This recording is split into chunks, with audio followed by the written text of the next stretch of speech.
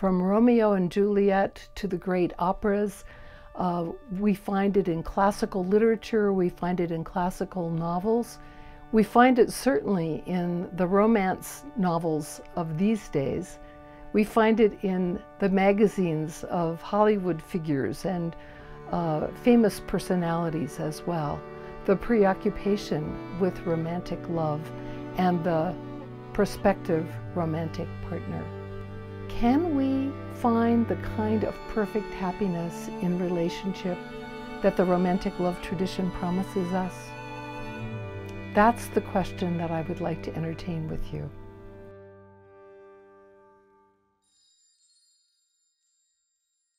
Good morning and welcome to the day of the conference on the topic of heartbreak and compassion. I don't know if any of you out there have experienced heartbreak, but certainly I have. And for me and for many people I know of all generations, it's really through heartbreak that we've come to the Dharma, we've come to meditation practice, we've come to mindfulness practice. Heartbreak is such a painful experience. It really pulls the rug out from underneath us, whether we are the one who dumped somebody else because they are not the one, or whether they dumped us. Whatever the experience may be, the devastation of heartbreak is an incredibly pivotal moment in our lives. And especially when we go from heartbreak to heartbreak, we begin to wonder what in the world is going on. We've been told by our culture that there is the possibility of true love out there. And we wonder how in the world we'll ever find it. So, for speaking for myself, it's really through the path of meditation, the path of the Dharma, that I came to look closely and deeply at heartbreak as a rare opportunity to go back to the very ground of love and look at all of this through fresh eyes. I especially appreciate my study with the Vidyadhara Chogyam Trungpa Rinpoche, who had a very fresh Buddhist eye about the whole phenomenon of love in our culture. And I'd like to talk about this as we explore the themes of heartbreak and compassion. We live in a culture where we're taught that we have the opportunity for true love. And if we do not find true love, perhaps we're sort of failing in our lives. Perhaps there's not happiness for us. That the key to all of our happiness will be finding that kind of true relationship. And so underlying many of our other endeavors, whether it's work or whether it's some kind of hobby or interest, or whether we're artists or whether we're into sports or whatever, there is a kind of hungry heart there, looking for a life companion, looking for even a short-term true love companion who we can really share everything with and who will know our every wish. So when we have this experience of heartbreak, we wonder what went wrong. We feel cheated by the promises that have been made in our world. When we look around us, we recognize that we've been taught from childhood, from early childhood, that love is there and should be sought. We're taught that if we find that one person, then there's a sense of finding our place in the universe. That person will know what we need without our needing to say it. We'll find a soulmate, somebody who really knows our thoughts and who is with us on every aspect of our lives. But the funny thing is that those kinds of experiences of finding a soulmate may last for a while, but what happens after a period of time? Does that relationship last? So when we have the experience of being in love, and then we have the experience of that falling apart, that experience of heartbreak is truly, truly devastating. So how do we work with this? There are two ways that we can work with this. One is through the path of practice, of working with this very poignant devastation of heartbreak. And the other is to step back and to look clearly at the messages given to us in our culture about love altogether. So we'll begin with the second and then go back to the first and work with our heartbreak from the point of view of our practice. So what messages are we given? We're told that romantic love is this kind of perfect love where there are no obstacles at all. Romantic love is full of drama, sometimes with danger. Sometimes we learn that our romantic other is the least expected person, somebody our parents would never have picked. It's hard to have a really romantic relationship with the person who grew up next door, or somebody who is sort of an obvious person picked by our friends or by our parents. The really exciting lover is the one who's more edgy, who may be coming from our blind side. And we're taught that when that really happens, there's a sense of excitement and potency.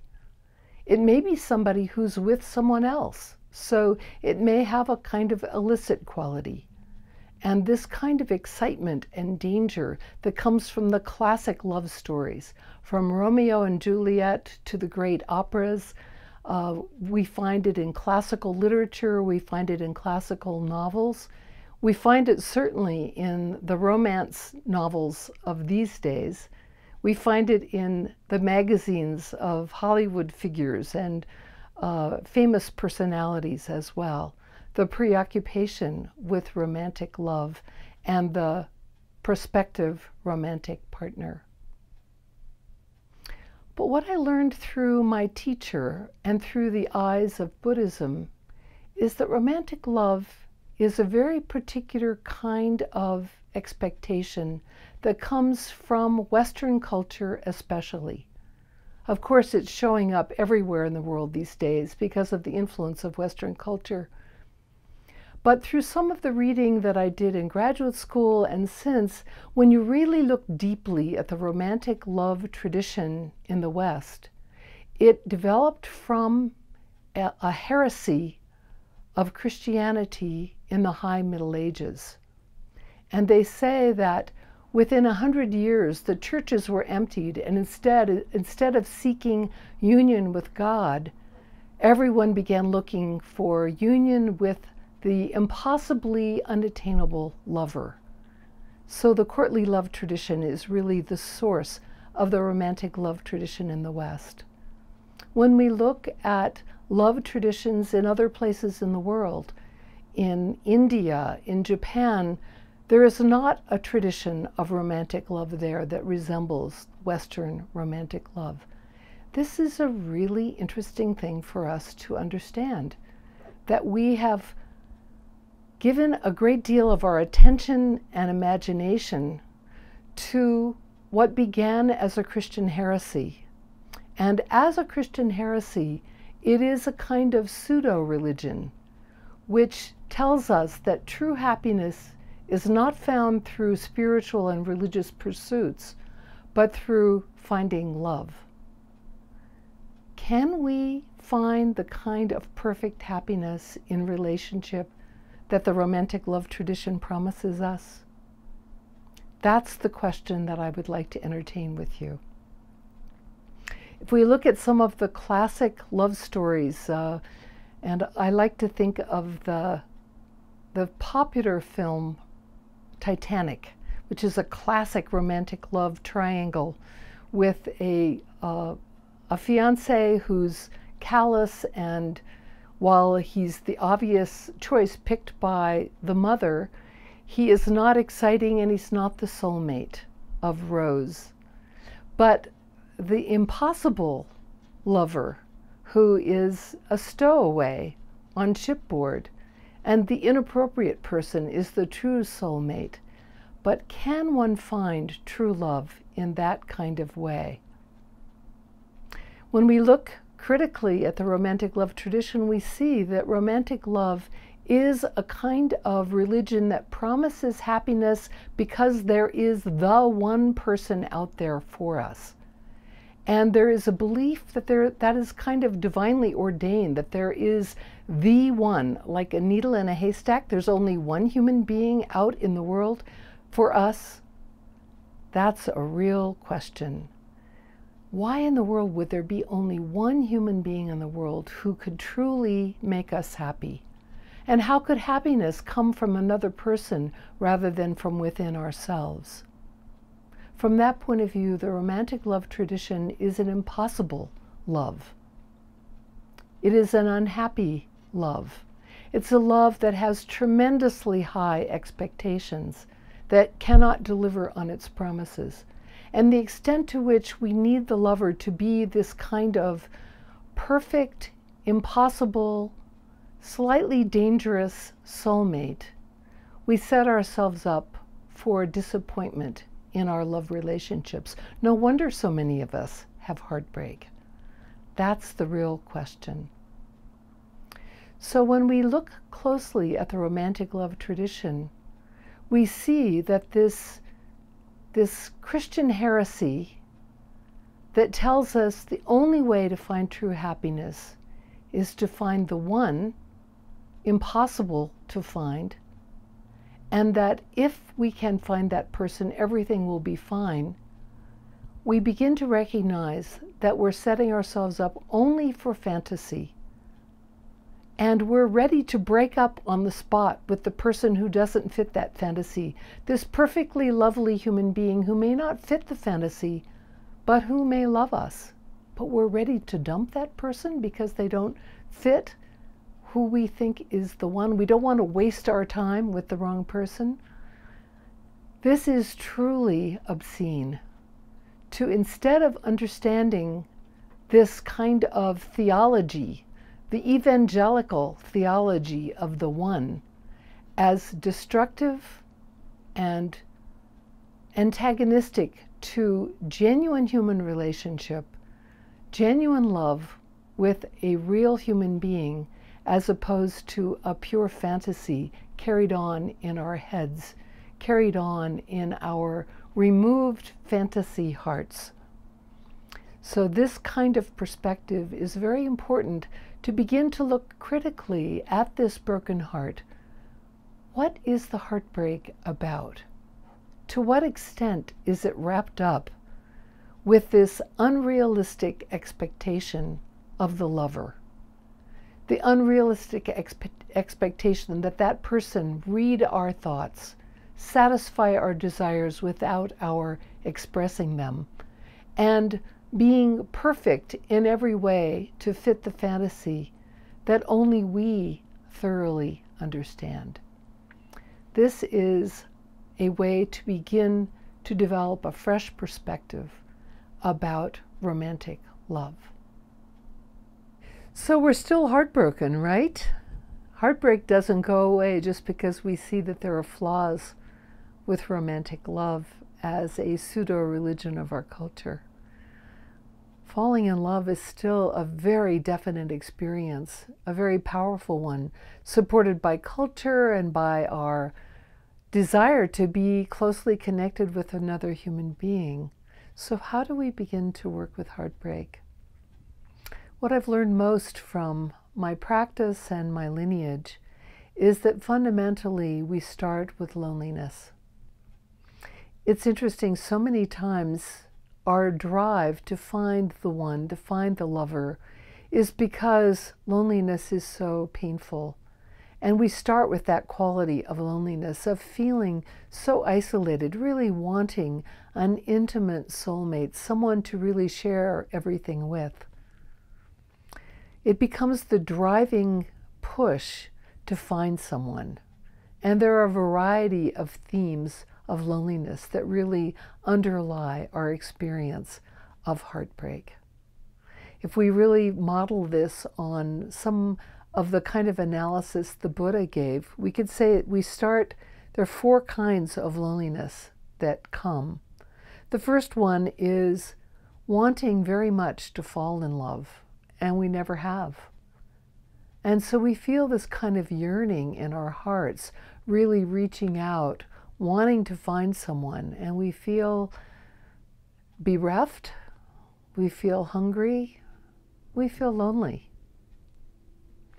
The second one is we have fallen in love. We are in love, but the other person doesn't feel like the one. And so we immediately start looking over the shoulder of our lover, looking for someone else. We begin to ask ourselves, should we break up with this person because they're not the one? Because we don't really feel the sense that this person is addressing the fundamental state of loneliness. So we find ourselves, should I move on? Should I waste my time in this relationship because this person is not the one? The third one is we've fallen in love, and as time goes on, we begin to feel ourselves falling out of love, and we begin to feel the other person a stranger.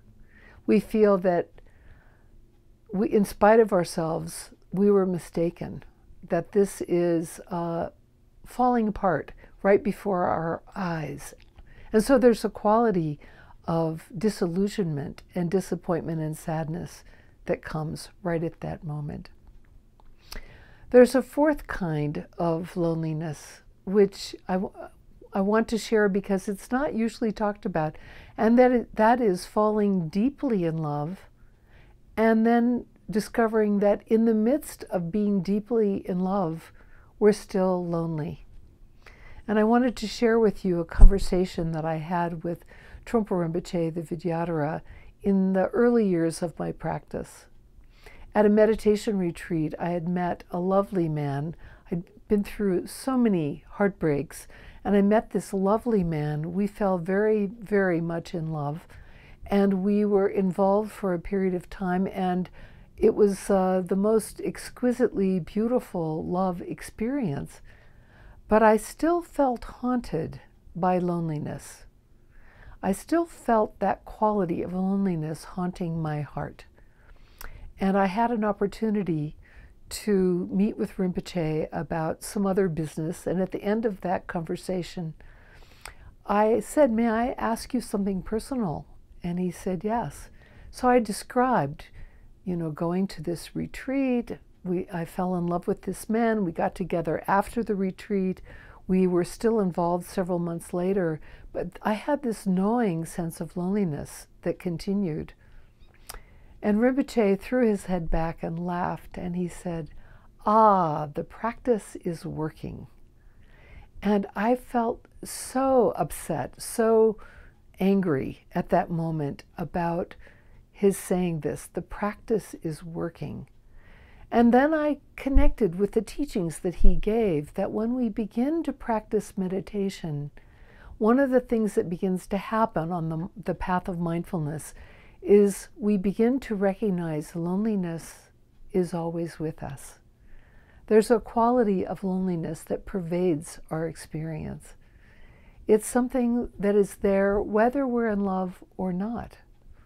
And that loneliness is really at the core of our practice. Rinpoche described it that this is our first experience of egolessness or emptiness. He said, when we begin to feel that loneliness, we're lonely for our egos.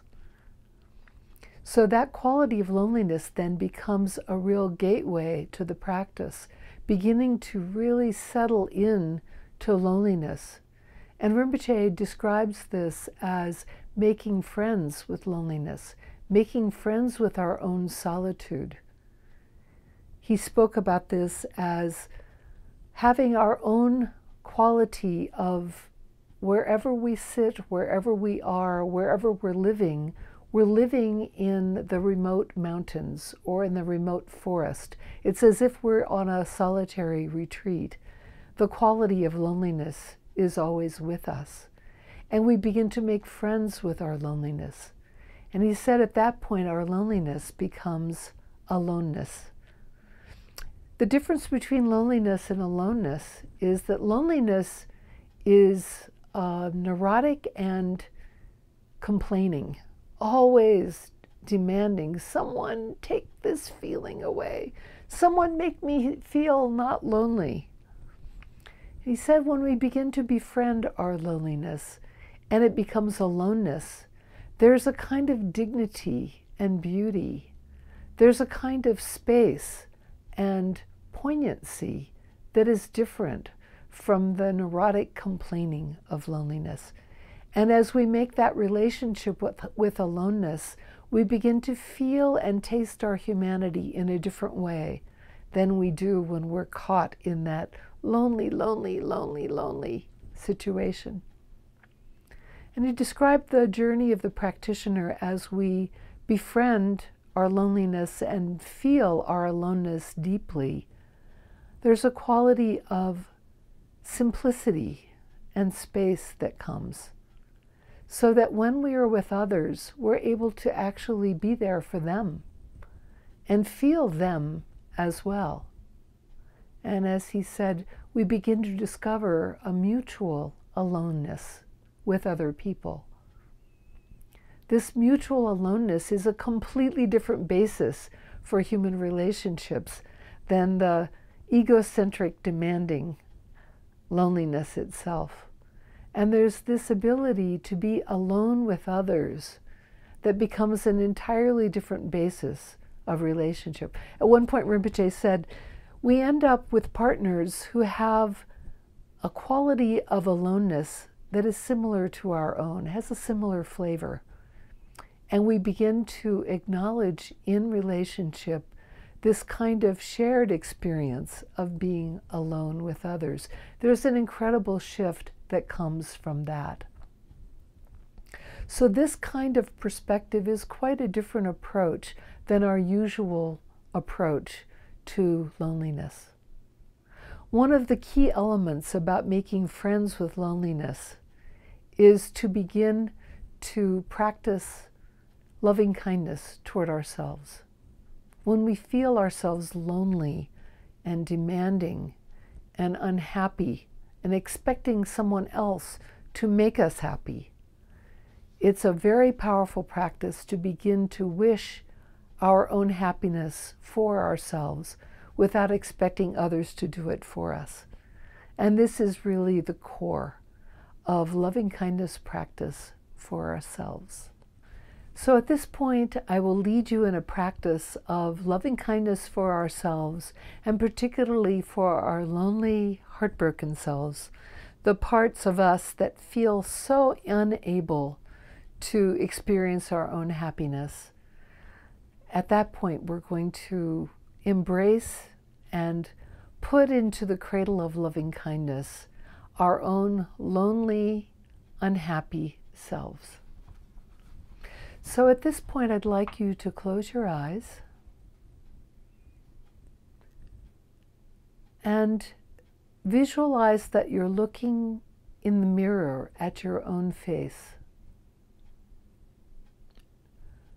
If it's difficult for you to visualize your own face, you could actually find a mirror and gaze at your image in the mirror while you're doing this practice.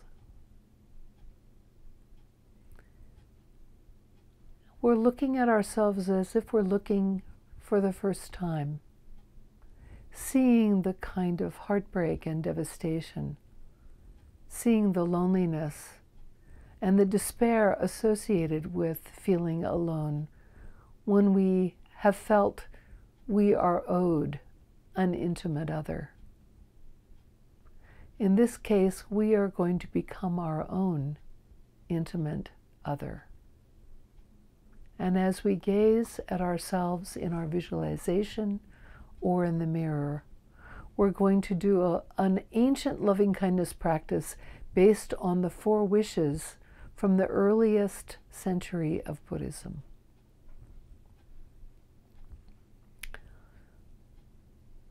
As I work with these 4 wishes, we're going to contemplate the words, placing our mind on the words and just repeating them quietly to ourselves in our minds. I'll give some commentary to guide your contemplation, and stay with the words until you begin to get the feeling, and then let the words go and go with the feeling. the first wish. May I be free from danger. May I be free from danger. May I be safe, free from enmity, violence, and conflict.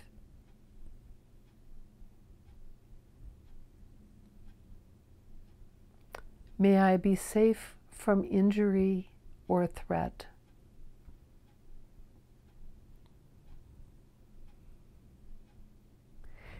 May I have a sense of refuge and be free from torment. May I be free from danger.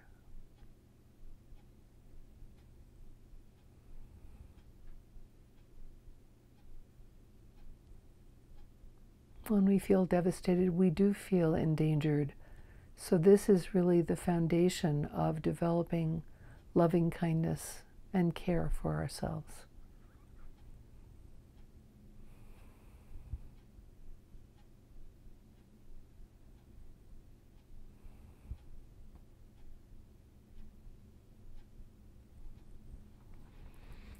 The second wish. May I have mental happiness. May I have mental happiness. May I be free of mental torment of any kind. When difficult times come, like heartbreak, may I not nourish or cultivate the pain, instead finding peace and joy in the midst of turmoil.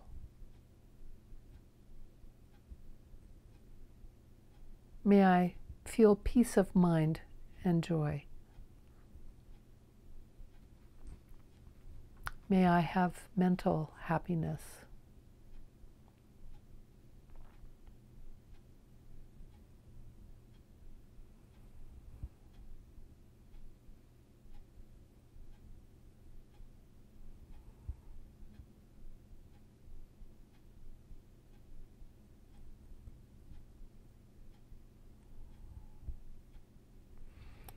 The third wish. May I have physical happiness. May I have physical happiness.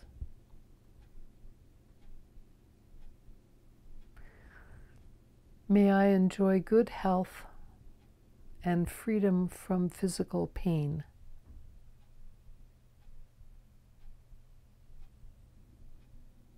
May I be in harmony with my body.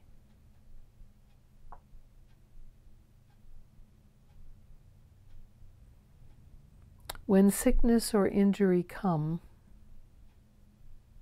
may I receive the physical pain with equanimity and practice in such a way that this pain is a support for peace in my life.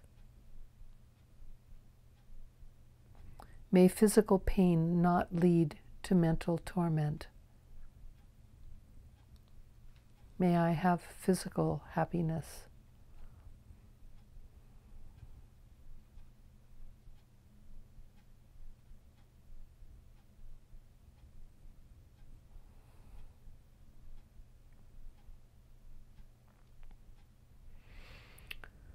The fourth wish. May I have the ease of well-being.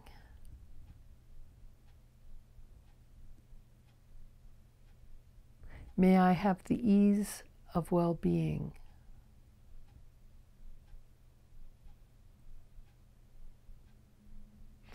May my life circumstances not be difficult.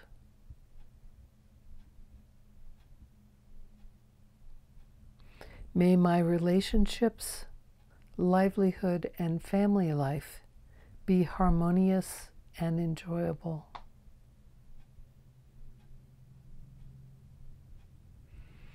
May the elements of day-to-day life be free from struggle, and may they be accomplished gracefully and easily. May I have the ease of well-being.